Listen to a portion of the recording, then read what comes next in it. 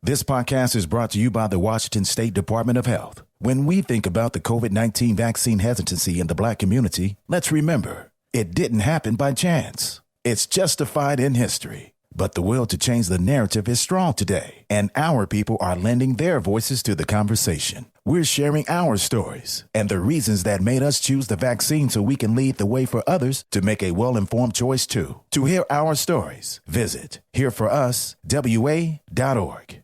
Wenatchee is gorgeous in the spring with its lush green rolling hills, abundant wildflowers everywhere, and the views of the Columbia River. The local food scene offers an abundant selection of authentic international cuisines featuring the unique farm-fresh ingredients of the region. Wenatchee is also home to award-winning wines, handcrafted hard ciders, and a talented handful of local brewers producing fine craft beers.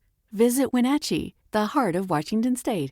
Hey, this is BJ. Thanks for listening to our show's podcast. If you're a fan of all things geeky, you should check out my other podcast, BJ Shea's Geek Nation. We have new episodes every day, and you can check it out at bjgeeknation.com. Your driver's license is important so you can get back and forth to work, get your kids to school, and back and forth to daycare. If your license has been suspended because you can't pay your tickets, you can't do any of those things. Let's talk about Chapter 13 bankruptcy. You may have heard that tickets cannot be discharged, but they can be dealt with in a Chapter 13 case. Why not come in for a free consultation? The chapter you choose will make all the difference to your getting back legally on the road. Let's design a plan to pay off your tickets and restore your license immediately. I'm attorney Travis Gagne. Please contact me today at choosetherightchapter.com. That's choosetherightchapter.com.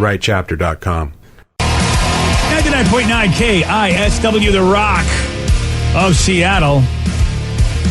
Well, Conan O'Brien did his final show on TBS last night. Damn it, I missed it again. I know. Maybe you can get it on demand. It was an hour-long, star-studded special from what I understand. I didn't watch it either. What a lazy ass. He couldn't even work till Friday. Yeah. Well, listen, that's the best way to... I mean, I think it's the best way to go. Get yourself a nice long weekend when you quit. Oh, yeah.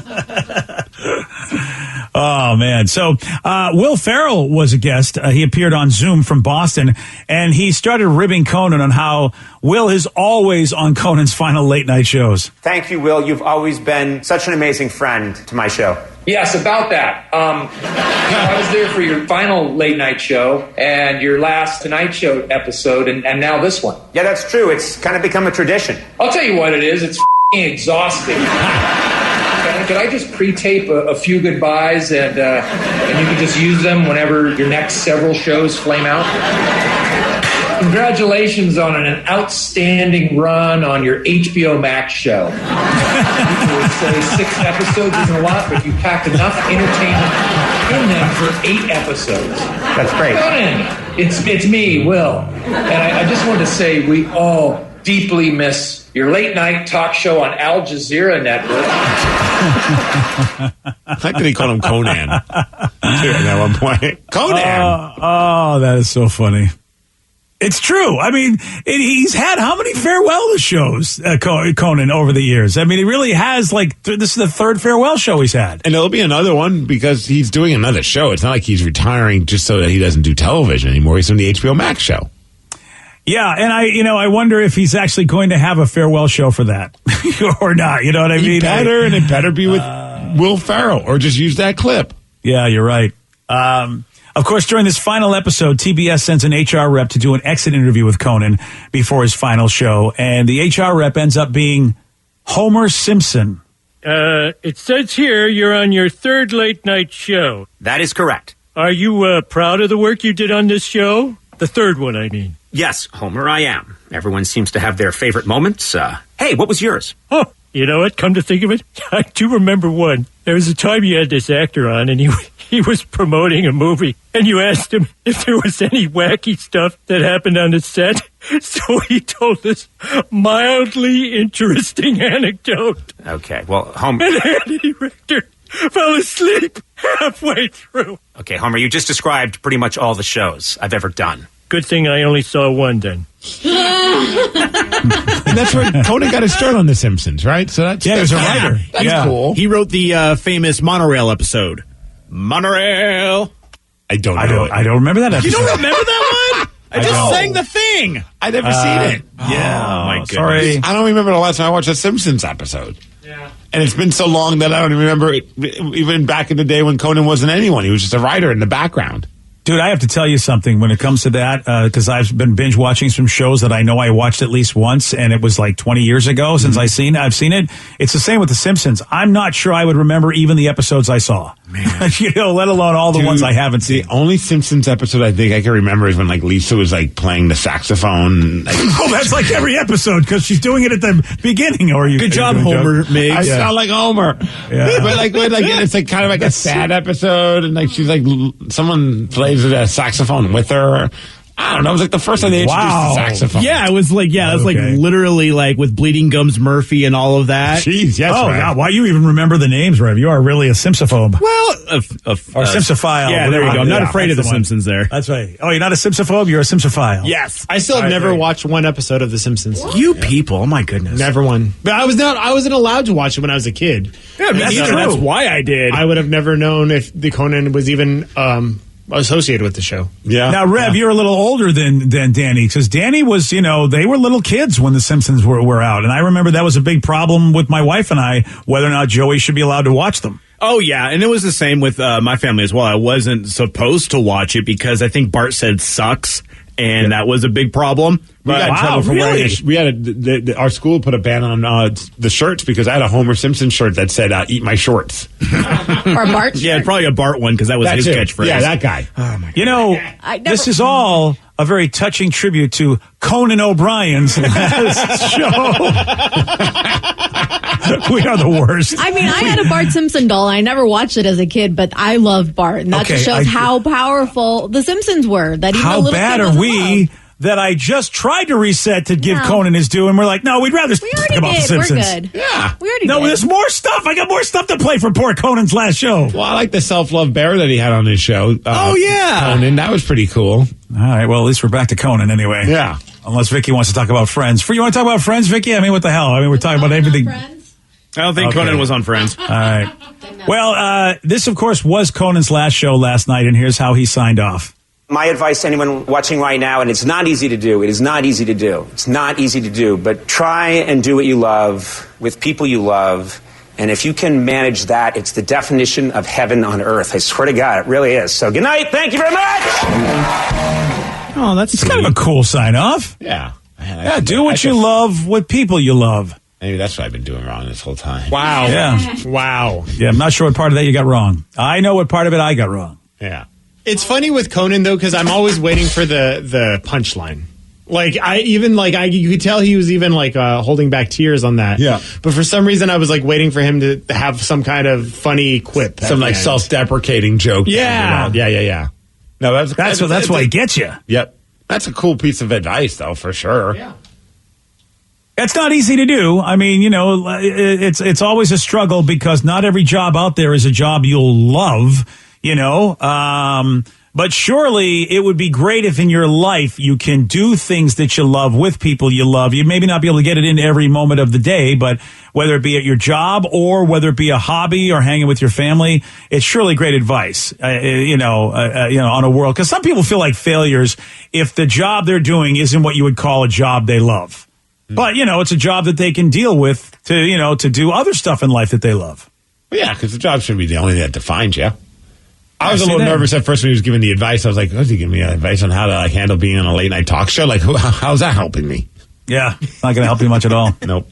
So Conan is going to be doing an HBO Max variety show later this year, so he's not taking that much time off. Makes me wonder if he's taking any time off because you got to get stuff ready and who knows what. But he's busy with his podcast too, so I got to imagine that it's not like he's taking. I mean, maybe he is taking a vacation, but he's got some stuff to do. Here's what I'm thinking. I mean, I don't know the success of the show on TBS, and it's weird because, a lot of people have cable, or maybe they don't. Maybe that is the problem. With cable cutting, who's got TBS? So maybe that's where he just saw a little diminished returns for what he thought was going to be a good deal, but then as time has gone by, people have decided that maybe cable isn't for them, and therefore, how do you see Conan? So HBO Max is a better place to go because I think a lot of folks don't mind getting an app. That's where they're going to get their entertainment, and HBO Max is as good a place as any. So my favorite Conan thing is Triumph the Insult Comic Dog. Oh, Triumph! Yeah. Oh man, some of those bits where Triumph will go and talk to go to conventions and just It was some of the funniest stuff. His Star Wars one was so funny. Dude, iconic, yeah. I had a DVD of like the best of Triumph the Insult Comic Dog back in when I lived in Lower Queen Anne. I remember because I was during my heavy stoner days. And we would just get stoned and watch the same episodes over and over, and every time back up because it was so stupid.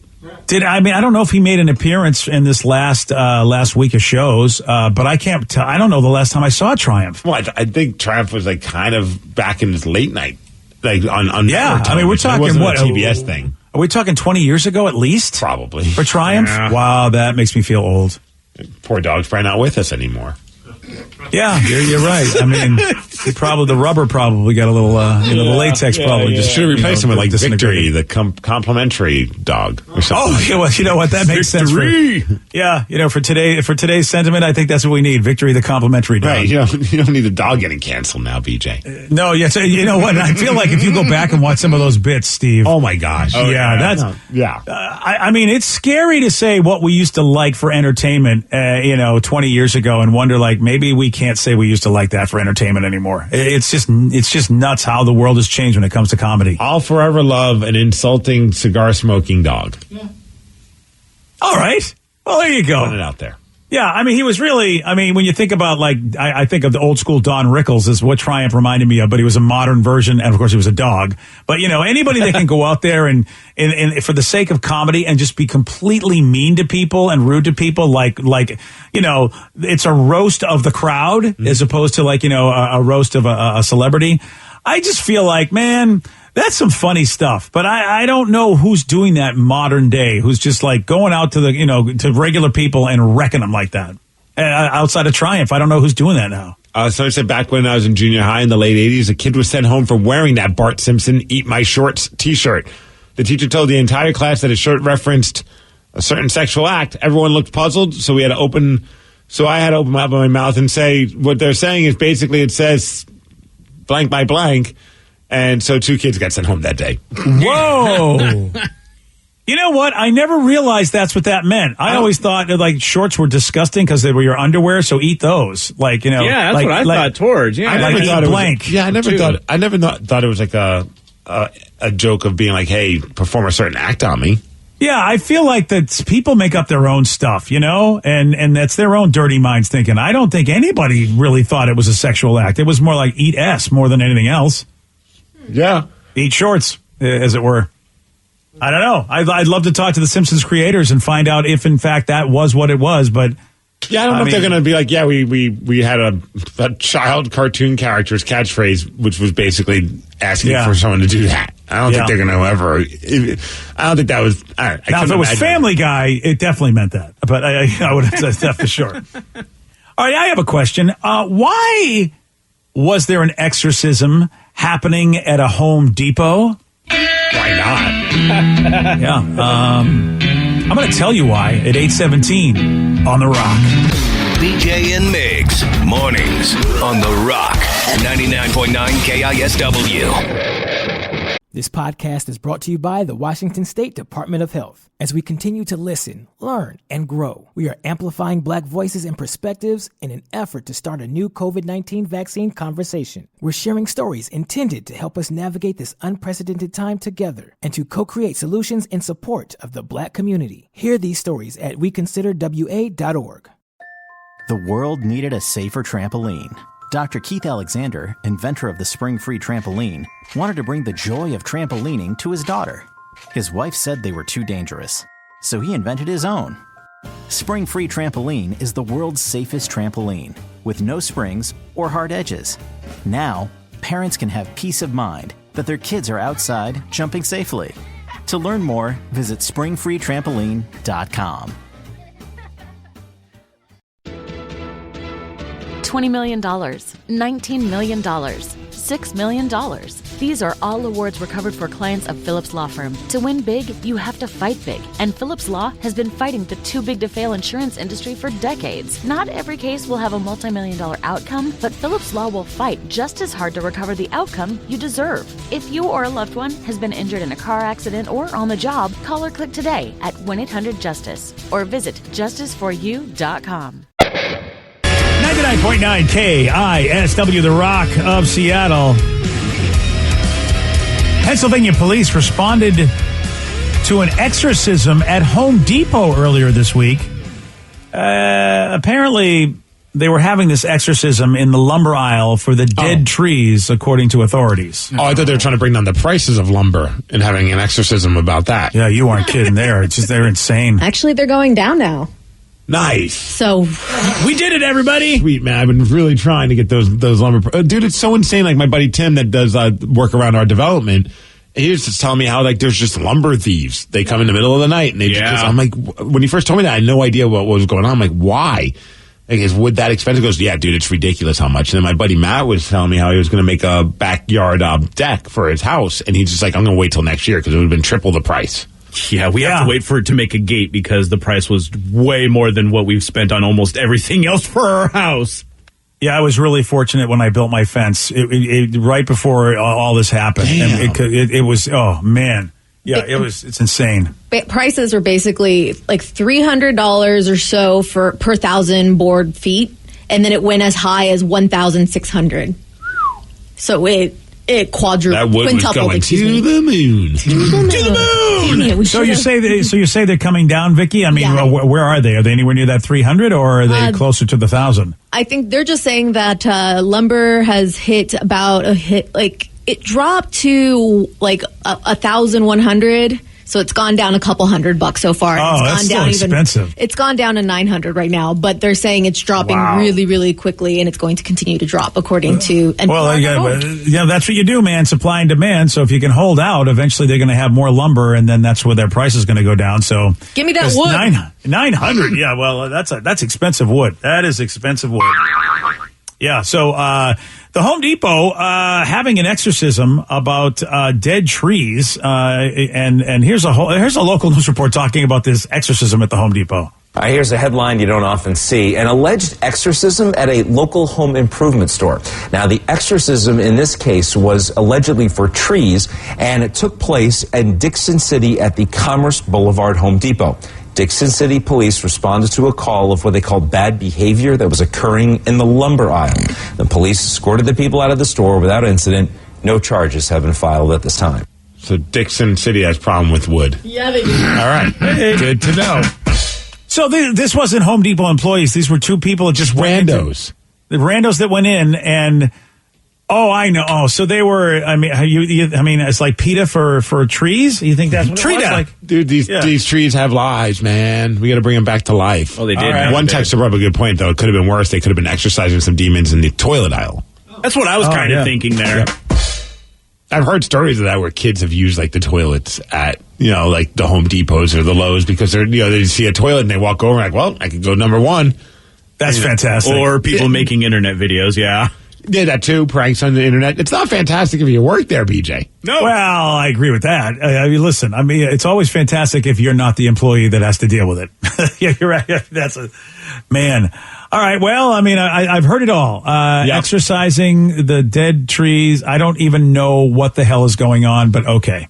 But that's Pennsylvania for you. Just another reason why I'm not going to Philadelphia. All right, there you go. One of the many. Yeah, one of the many. That's another one. The Home Depot exorcisms. I don't need it. So there's some albums that really have had like a huge impact in life, and I think a lot of folks here in the Seattle area can probably name a bunch. That's for sure. One that shows up here in this article, according to You Discover Music, and the website says that not many albums have actually had the impact of the Beatles' 1967 classic Sgt. Pepper Lonely Hearts Club Band. I'd agree with that. I think I'm not even a big Beatles fan. I don't dislike the Beatles, but I mean, how do you deny the greatness of that record? And if it serves me, it was in response to Pet Sounds, right, Steve? They were just so like, the Beach Boys came out with Pet Sounds. That's and the story I heard, yeah. Yeah, and the Beatles were like, we need to have a response. We need to do more acid than the Beach Boys and make a more weird record. Good luck. Yeah. And I mean, they talk about a good competition making a band better. That's exactly what they did. And, Yeah, I think you're right, Steve. It's hard to argue that Sgt. Pepper's Lonely Heart Club Band wasn't an epic album that had a huge impact. They have a bunch of other albums they think that also did it for each decade. So that was for the 60s. You know, Sgt. Pepper was the impact album for the 60s. So we're looking for like the Sgt. Pepper of each decade. Can we just come right to the 90s and Chumbawamba's debut record? Yeah, baby. Are we not going to mess around, right? Okay. Glad we're all on the same page. Mm-hmm. Yeah. There is one for the 1990s, and I have to tell you something. It's one that I'm not familiar with. I know of it, but I don't think I've ever listened to it, which is interesting that it's the impact album of the 90s. But I guess, you know what? I've got little kids. I'm doing my life in my 30s. I guess I just wasn't paying attention. And would you agree for the 90s, Steve? OK Computer by Radiohead. I wouldn't. I don't know much about it. Okay. I can't believe that's the impact. I wouldn't say it's mine, but I can understand why there's an argument for that. It's a fantastic record. It's Radiohead's last great record for me. And every song on it is just incredible. And I think you would dig this record. It's a pretty powerful record. Like, in the right mindset, this record will make you think a lot. And it's a well done, sounds great. The songs are amazing. And then they just kind of went off the deep end after that. But that, to me, is a fantastic record. But if I'm going in the 90s, man, I would throw Nevermind ahead of that. That's what I was thinking. Not even I'm in the world of the big four, obviously Nirvana, Pearl Jam, Soundgarden, Alice in Chains. I always lean more towards Pearl Jam, but I love all four of those bands. But how do you not recognize the greatness of that record? I mean, the damn thing sold over 10 million copies, which sales don't mean anything. I get that. But how many people were inspired by that record? Not just musically, but also for some people, it just was like a record that helped save their lives. You know what I mean? See, on that aspect, I would go with Soundgarden's Super Unknown. Because how much I've loved that and how much that resonated with me. And I can listen to that one all the way through all the time. Yeah, but I'm thinking on the masses. Like, because I'm with you. I get you right. Like, that Nevermind wouldn't be it for me. Like, I would probably go more towards like a Pearl Jam's 10. But I'm thinking like for most people, if we're thinking on a grand scale, like this is the album that defines the decade. I'm willing to put my personal opinions aside and be like, Nevermind should be that record. Yeah, it's got to be one of the big four because a genre of music was given a name because of in that decade. How do you not pick one of those four? And of course, how do you not pick Nirvana? I mean, really? But if we're doing this based on if this has, I don't know what the criteria was, but critically wise, I mean, there's a lot of critics that just soil their pants over Radiohead's record, OK Computer, and understandably so. Like I said, it's a great record. That's why I'm not really going to be like, this is bull crap, because it is a great record.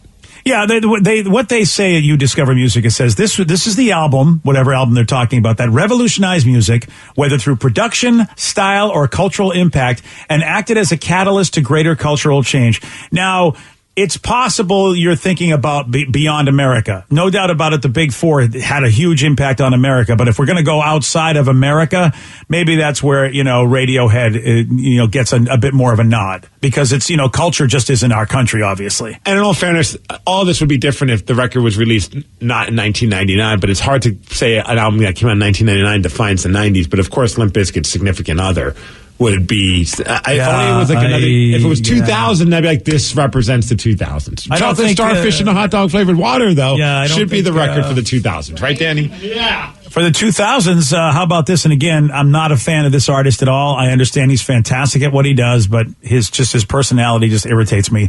And that would be Kanye West's College Dropout. They say that defined the 2000s. I'm not a huge Kanye fan, but that's an iconic record. I can understand. This is definitely not just a rock thing, then. Yeah. Oh, yeah. Well, you actually, Steve, if you look at this, though, you see where genres have definitely changed as far as what they consider impactful cultural albums. Because, we're talking in the 70s, it was Night at the Opera by Queen. Of course, the 60s, the Beatles and Sgt. Pepper, rock albums. Purple Rain by Prince and the Revolution, pop, but definitely the guy could play guitar. Gosh, I'm trying to think of what albums in the 2000s, because I wouldn't put if I'm being selfish, Kanye's not on this list for me. But I'm trying to think of what would be the best album of the 2000s. Ooh, that's a tough one. It really is, because you got me. I was listening to total crap in the 2000s. So much angry new metal stuff. Power Man 5000. Dude, and from bands that had one album and just disappeared. So I have no aspect of You know what's one? And only because I'm like going online just to see, and it's one of the first records that pop up. Man, American Idiot by Green Day. That's a great record. I don't know if it's the best of the 2000s, but that was just one that popped up, and I thought it was fun. It was worthy of a conversation. Trying to think of I'm looking at like Rolling Stone's like top 100 records of the 2000s. Let's see what number one was according to them. All right. Number one, is it Radiohead's Kid A? Oh, yeah. Enough of this. Yeah, anything. Yeah, you done? I'm just like, you done with that? And then we get to 2010s because that decade just ended. And again, you take a look at the genre changing as rock really dominated, as we talked the 60s, 70s and like that. And now, in 2000, we had College Dropout, Kanye West, definitely not rock. And then also Kendrick Lamar's To Pimp a Butterfly, and dominated the decade of the 2010s. I know the name. I know some of his songs. I haven't spent a minute listening to any of his records, so I couldn't say with any kind of confidence if it deserves or not, or doesn't deserve to be on that list. Yeah, which I'm with you on that, a lot of people love Steve. Kendrick Lamar, though. Yeah. And again, I feel like, wow, I'm starting to age out of whatever would be considered impactful, because I know those other albums outside of Radiohead, and it's like, actually, it started in the 90s. Apparently in the 90s, whatever was really super impactful, I was not aware of. Apparently, because didn't do it. I was looking into To Pimp a Butterfly, and apparently Lamar went to South Africa, and he went to historic sites such as Nelson Mandela's jail cell, and a lot of all that heavily influenced the direction of the record. But how do you not give it to 1989 by Taylor Swift? That should be it. Oh, right? really? Honestly, that is the best album. Go home. 2010s. I still listen to that. And for the 80s, I mean, again, came in right at the end, so maybe this is why. But I feel like, how do you not? Man, I guess Prince is popular. I understand that. But, man, Guns N' Roses' Appetite for Destruction, I think, just changed so much. Yeah. That's and maybe because but they're only talking about one album, so it's hard. It's hard to they say Purple Rain doesn't deserve it either. But you're right, Steve. Appetite for Destruction was a fantastic album, and really, I mean, it was. Yeah, I don't think I would have complained a whole lot if that was chosen. So it's on grand scale impact level. The Marshall Mathers LP should be on there. Yeah. What was that? Is that early 2000s? I think that was 90s. No. You think that was 90s? No, it was the 2000s. Was it? Well, the Marshall Mathers LP one, yes, right? it came in number 7 in the Rolling Stones 100 Best Albums of the 2000s. What about the Slim Shady one? That was 99. You think? I think so. Yeah, Marshall was literally 2000. Oh, damn. Yeah, it's been May that long? 23rd. Yes. I mean, it's been around for that long. Mm-hmm. I remember buying that at Target and trying to convince my mom to buy it for me, and I was like, "No, it's good. It doesn't have it. They just say a couple of bad words in it. That's all. Yeah, just a couple. Isn't all of them? They'll be great." She's like, "Okay, I'll listen to it with you." Yeah. Oh, the Slim Shady LP came out in February of '99, so yeah, that would fit in that. Yeah. That's weird, man. Yeah. Yeah. Well, what are you gonna do? What are you gonna do? Getting old. It's a list. Yep. Yeah. Getting old. So it said Van Halen's 1984. That is the 80s album. Couldn't argue that one either. Yeah. The trouble is that, I don't know if we're going world or country. You know what I mean? Because, what we find amazing in our country, the whole world doesn't necessarily agree with. And so that's why it's hard for me to really figure this out. I just text, are you guys seriously downplaying how good Radiohead is? Such disrespect. Re-examine them. Seriously, they're on another level. I think I did a pretty decent job explaining why OK Computer is a great record. I thought you did too. I was the one that said I don't know anything about them, but even then I wasn't putting them down. I just said I don't know anything about them. And I said that I think you would dig them. I will forever fight that I do not, and I know there's people who love Kid A and Amnesiac and all the stuff they put out after OK Computer. To me, it's just not the same. And I understand people love it, but this is an opinion thing. I don't like it. You're not the first one I've heard say that, Steve. It's like the Weezer battle. You know what I mean?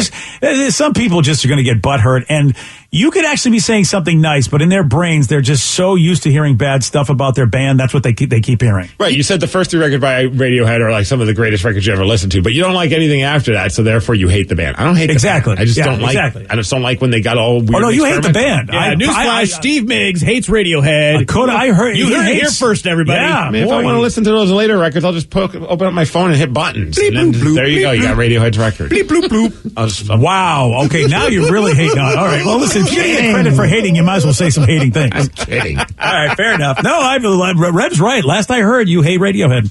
Okay, good. And it was Kendrick Lamar for the 2010s, you said, right? Because they were asked, someone was asking. Yeah, Pimp My Butterfly. Mm-hmm. Yeah. All right, there you go. You know what's interesting, though, with this is there's no country artists in, like, the 90s. And, I mean, I'm going to sound dorky with this, man, but Garth Brooks, he had some really good albums in the 90s. That's America, man. Dude, 90s is a tough one. I still contend that the 90s and the 70s are the best decades for music. Oh, well, I can't argue with that. Yeah. Well, actually, I can because I love the 80s. But I love the 80s, too, but... I know, but I'm still going to argue. Okay, fine. Yeah, there you go. I'm not going to say that the 80s are better than the 70s or 90s, but I'm still going to argue because that's my decade. What do you want me to say? Yesterday, Steve, he did get this one wrong. What desert surrounds Las Vegas? The Sahara. No. Yeah, that's it. Oh, the Red Desert. No. I don't know, man. I can see it, but I can't. This is going to make me mad. The Desert of Tranquility. No. I'll tell you, I didn't know the moon had deserts. Moon desert. Yeah, there you go. Correct answer was the Mojave Desert. If you would like a chance of beating Steve, you got it. 206-421-ROCK. We're playing Beat Miggs at 8:49 on The Rock. Today's podcast was brought to you by Travis Gagne, bankruptcy attorney. He's here right now and has agreed to answer more of your questions about bankruptcy. I owe a lot of back taxes. Can bankruptcy help me? Bankruptcy can discharge back taxes under certain circumstances. Some types of taxes are never dischargeable, like if you have taxes from an employee, if you ran a business and didn't pay employee taxes or sales taxes, those types of taxes cannot be discharged in bankruptcy. However, most people don't have those kind of taxes. Most people have just regular income taxes. If you owe income taxes and you filed your tax returns but just weren't able to pay the taxes, if the taxes are more than 3 years old and you filed the tax returns, those types of taxes can be discharged in bankruptcy in most circumstances, especially through a Chapter 13 case. Thanks, Travis. If you have more questions about bankruptcy, you can reach out to Travis anytime at choosetherightchapter.com. That's choosetherightchapter.com. Thanks for listening.